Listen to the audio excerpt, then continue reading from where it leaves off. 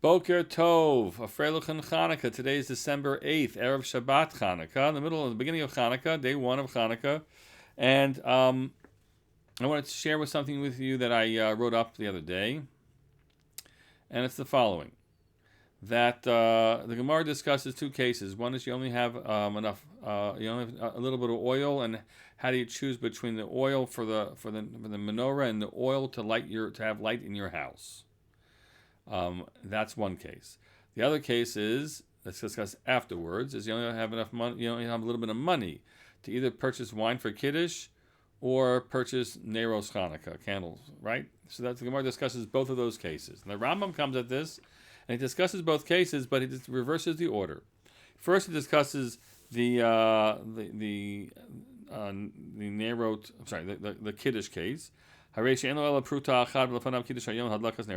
only have one single coin, and you have to do two mitzvos, Kiddush and Ner Chanukah.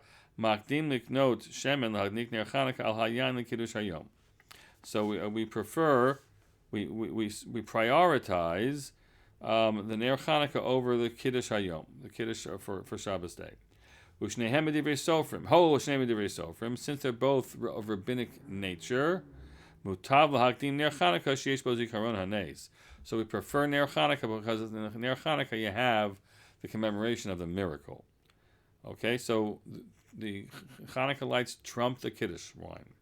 Next case, hayalafanav ner beito v'ner Chanukah or ner beito v'kiddush hayom.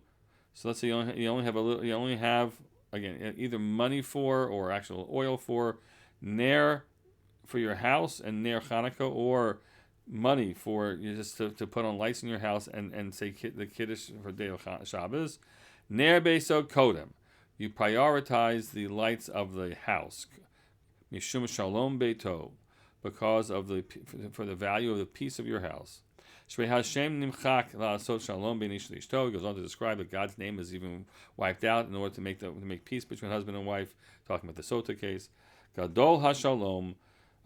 Peace is great. Shekol HaTorah nitna la'asot shalom ba'olam. The whole Torah was only given to help bring peace to the world and to make peace in the world. Shenemar deracheha darchei noam. V'chol netivotah shalom. Its ways are ways of pleasantness, and all its pathways are peace. So it's unusual, right? The Rambam switches the discussion order. The Gemara has the house lights case first, and then discusses the Kiddush case, and here the Rambam flips it. And the Rambam goes off on, when discussing something, they say, oh, we're in Hilchos Chanukah. You're talking now about the Torah and peace and the peace of the house, and like, what are you getting at?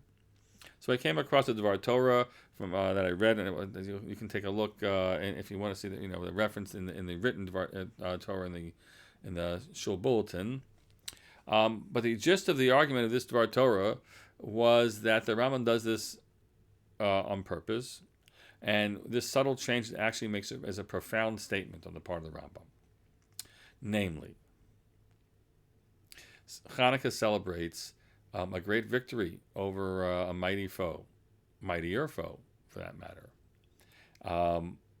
and it's not without consequence, not without loss actually, and so we celebrate. We say al hanism, right? Al gvirot, al teshuot, al milchamot, for the heroics and the redemptions and the battles that are fought, right? By Yamim Haim Azman Hazeh.